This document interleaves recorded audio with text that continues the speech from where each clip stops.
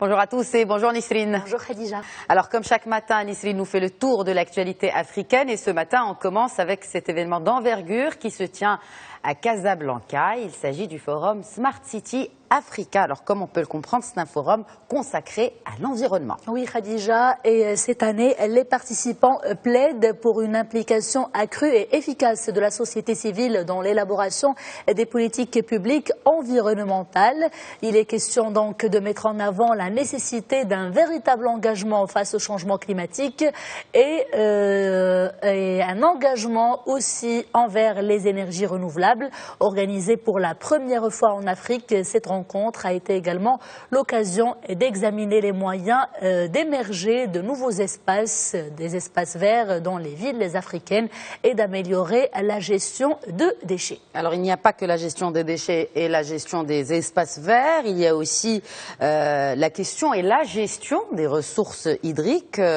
C'est l'objectif de l'accord qui est sur le point d'être signé entre le Maroc et l'Afrique du Sud. Alors en matière de gestion de l'eau, justement, il y a un grand et un véritable potentiel d'une coopération mutuelle et bénéfique entre Rabat et Pretoria. La question a été largement débattue pendant la réunion annuelle de la Commission internationale des grands barrages, un événement dont les travaux se poursuivent ce jeudi à Johannesburg. Le Maroc et l'Afrique du Sud souhaitent travailler ensemble dans plusieurs autres volets liés toujours à la thématique de l'environnement. Surtout qu'on n'est qu'à quelques mois de la COP 22.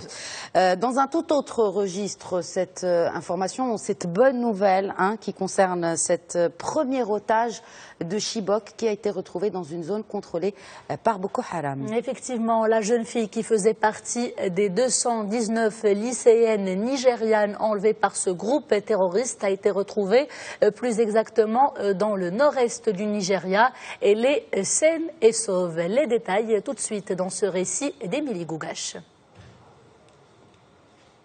Amina Ali, 17 ans lors de son enlèvement, a été secourue mardi dans la forêt de Sambisa, connue pour être l'un des bastions de Boko Haram. Sur une photographie fournie par l'armée nigériane, on peut voir la jeune femme pensive, assise sur une chaise en plastique. Elle porte un long hijab de couleur claire, un pagne rose et de simples tongs. Elle tient aussi un bébé de 4 mois, Safia, présenté comme sa fille. Selon l'armée nigériane, elle a été secourue par des soldats et des villageois membres d'une milice d'autodéfense. Amina Ali se trouvait avec un terroriste présumé de Boko Haram qui prétend être son mari. Elle a ensuite été ramenée chez sa famille dans la localité de Mbala, près de Chibok. Selon l'un des responsables locaux du mouvement Bring Back Our Girls, Amina a assuré qu'au moins 6 des 219 lycéennes enlevées sont mortes. Peu après leur enlèvement le 14 avril 2014, 57 d'entre elles avaient réussi à s'échapper. Selon les ONG de défense des droits de l'homme, plusieurs milliers de jeunes femmes ont été enlevées depuis 2009. Boko Haram en fait des esclaves ou des bombes humaines, tandis que les hommes sont enrôlés de force par les rebelles. C'est triste. Le déploiement des casques bleus marocains en Côte d'Ivoire a été fortement salué par les responsables de la mission onusienne sur place. Ces derniers ont salué en effet, je cite, le professionnalisme avéré et acquis et une expérience réussie dans les opérations de maintien de paix. Surtout que le Maroc a renouvelé récemment son engagement sans faille en faveur des principes de la légitimité internationale. Le Royaume fait en effet partie des 48 États engagés en Côte d'Ivoire dans le cadre de la mission onusienne sur place.